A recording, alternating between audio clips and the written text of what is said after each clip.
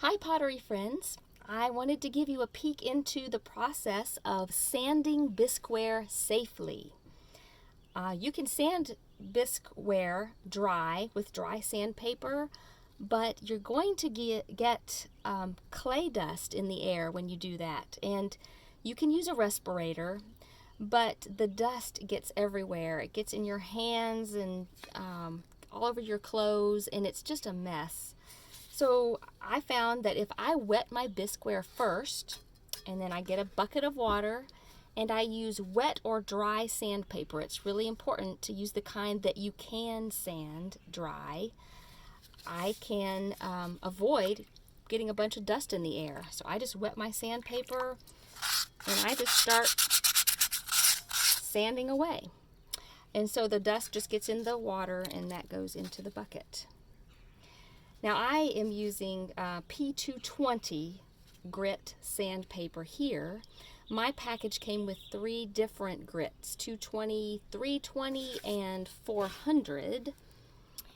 And honestly, I just pick up one and use it. I don't really pay attention to what number I'm using.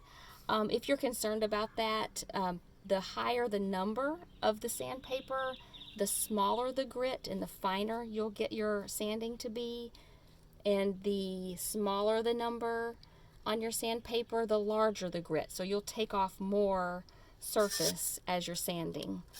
But I've never found a need to switch numbers to go to finer as I get ready to be finished. Just because when I glaze, the glaze typically just covers up any imperfections that are minor anyways. And when I throw, I try to make sure to clean up my piece as much as possible while the clay is wet, so I don't stand out here sanding away for a long time. I just prefer not to do this task if I don't have to. So, like for instance, in the middle here, this was a clay with grog, just little bitty pieces of hard bits that didn't get compressed very well in the middle. So that's one place where I will sand.